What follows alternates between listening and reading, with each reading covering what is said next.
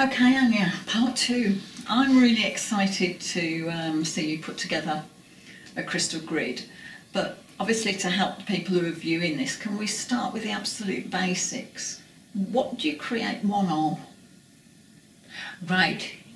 Ideally it's a flat surface, Okay. and also a place where the grid will not be disturbed.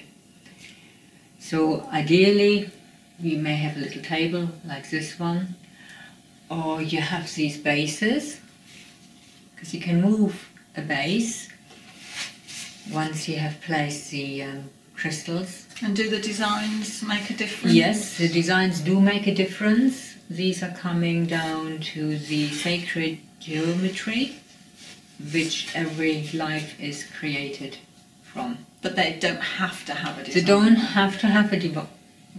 No, they can be plain.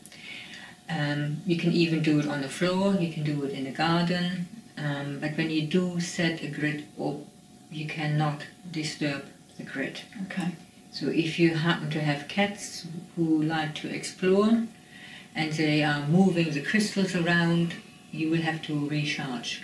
Okay. That's the only thing. So it disturbs the energy? It disturbs the energy, and you're going to have to recharge. Okay. So it's not the end of the world. So you basically charge it for 5 minutes and everything will be fine. Okay. And they're quite small, those bases. Yes. So they could literally just use a piece of paper or a piece of card if they Piece haven't of got card would anything. be better.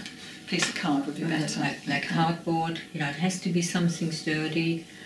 Or a tray you mentioned, didn't you? Yeah. A tea tray, you can use a tea tray, because that one you can actually lift it and move it into a shelf. You can put it in the bookshelf, you know, creating it straight onto the shelf itself. Yeah. I like to use like a cake plate. It's like a mirror glass plate. Oh, I know, yeah. You can have for like a cake decorating, for example. They're fairly inexpensive.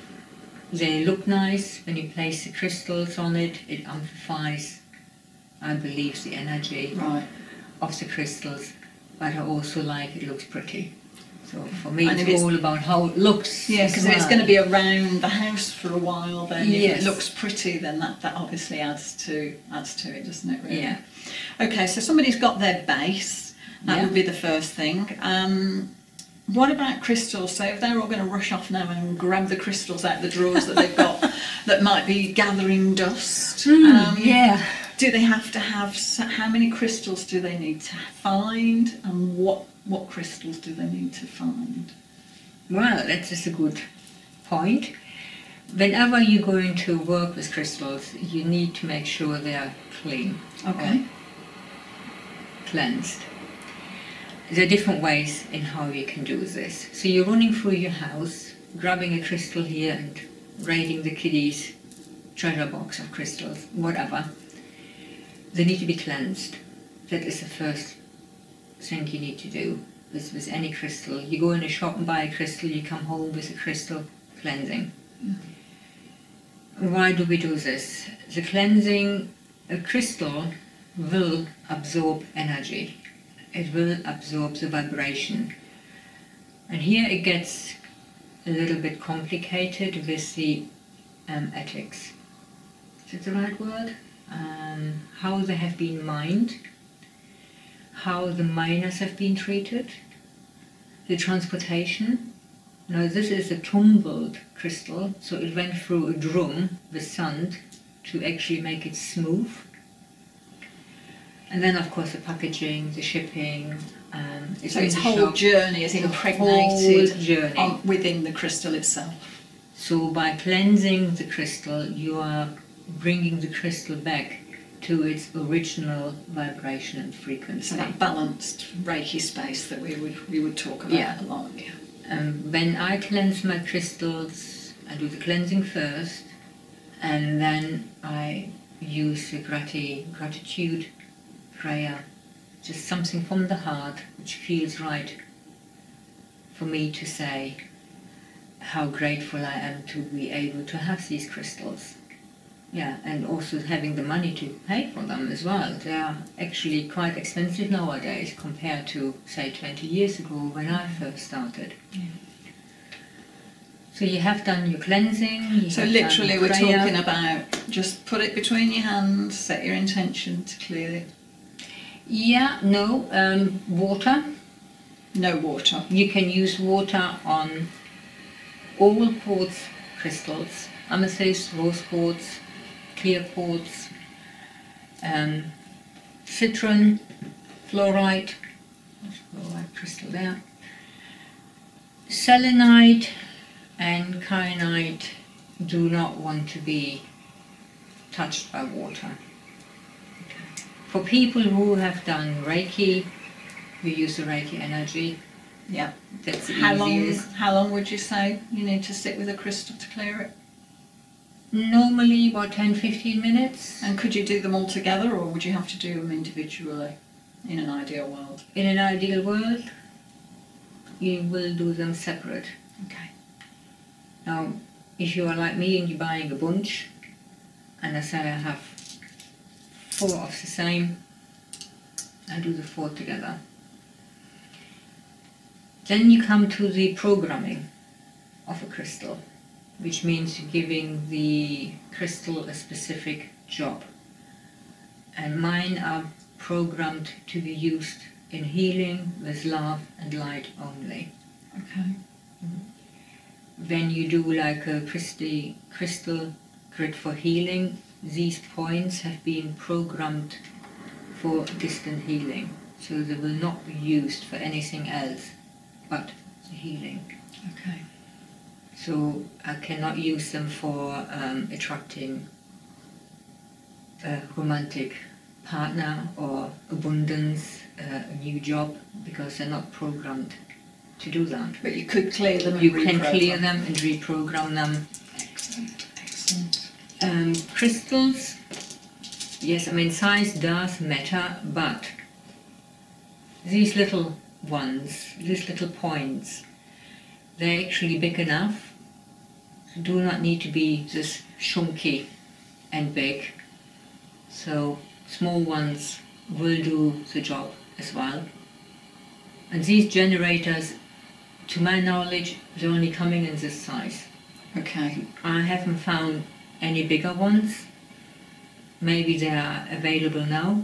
Now that would be quite expensive to buy. It so will what be. were the other things you said you could use as a generator? So this would be the generator in itself, and I have used this as a master or focus crystal.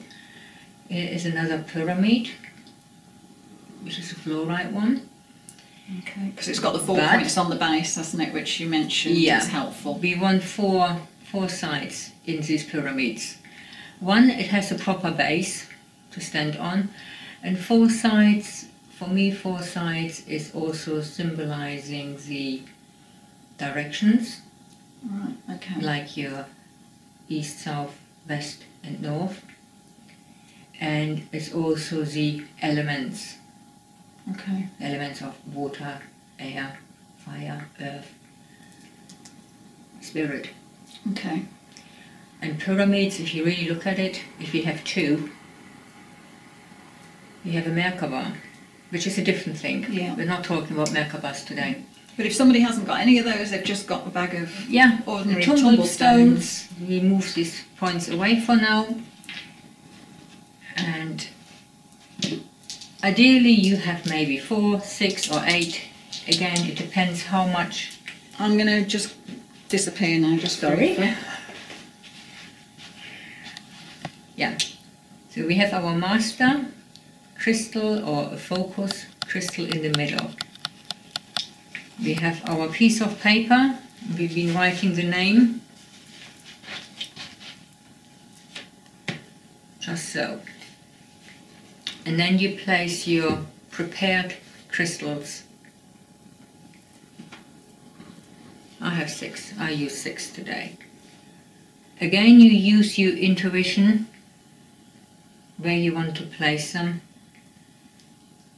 I felt I wanted to go that way, but you could go the other way. That's fine. When you work with crystals, everything comes down to energy, down to your intuition, what feels right and what doesn't. And now you would actually start charging the grid up. You can use your finger, you can use a little wand. Can't see that. You can't see that. Where do I need to go? Right. You can also use a different fanciful one, but it doesn't need to be a wand. Or you have a spare point. As long as something is pointing to focus the energy.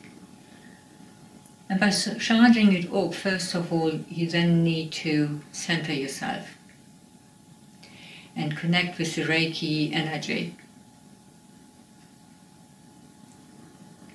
And I intend this Reiki Crystal Grid to send healing to whoever is there on the piece of paper.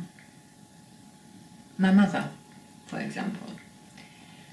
And I would then visualize the energy, the Reiki energy, traveling down from my heart and out of my finger. And then you start either left or right. Again, whatever feels right for you, and you go around to each crystal.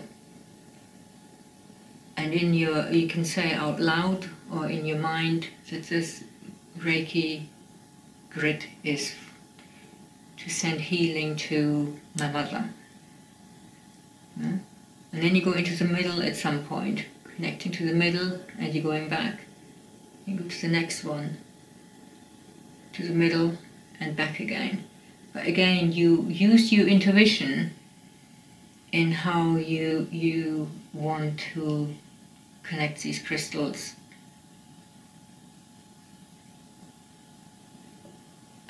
And these charging a crystal grid, you will do it with any grid.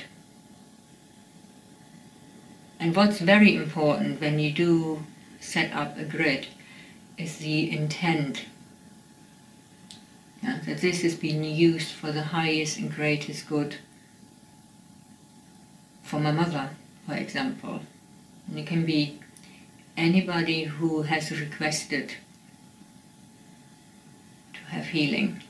And you can just sit like this for a couple of minutes and just visualize that person inside the grid. And then you have to trust that this grid is doing its job. The grid can stay in place for a couple of days, or you want to maybe use the phases of the moon as a guideline that, I need to redo the grid after 28 days, which is the circle of the moon, as a reminder. And you can also use Reiki every day just for a couple of moments. You can also draw the symbols over the grid. So if you are attuned to the Reiki energy, you can use all the symbols over the grid. If you do want to use a grid to send healing, you just send your intent that this healing energy is going to where it needs to go, but for the highest and greatest good for the other person. And that is a very basic grid size, really doesn't matter. Thank you for that, Anja. And how often do you have to charge the grid? Ideally maybe just every other day for 5 minutes, or maybe once a week. So again, it depends how sensitive you are to energy and how much energy is needed. It sounds very complicated. It isn't. Ultimately, the Reiki energy will do what needs to be done. You cannot overcharge or undercharge, especially when we are asking for the highest and greatest good. That way it is a bit like the law of grace. You're not going against somebody's free will. Yeah. We do not know that person's soul contract. We don't know any of it because it's none of our business. Yeah. Most people do not know their own contracts, never mind anybody else's. Yeah, absolutely. So the highest and greatest good under the law of grace, it's making sure that it doesn't rebound back on you. Okay. Peace of mind. And when you're doing the charging, I saw that obviously you went round several times. Is there a number of times you have to go round to charge? Is there a certain amount of time you need to sit then and give Reiki to the board to start it off? Or again, it's very much into your own intuition. You can I can feel it. How many times do I need to go round? Okay. Because I can feel the energy building up. Okay, so that's what's happening as you do That it. is what's happening as you do it. When you are in the flow of energy, you know how it feels when you channel energy, and you're going round. You know it when it's ready. It's enough. Yeah. So when it feels enough, it's enough. It is just enough, like with yeah. Reiki hand positions. When you just feel it's ready to move on, you just move on. It's not something you think about. It just feels the natural thing to do. So there's no right or wrong, really. It's really all about setting that intention. Absolutely.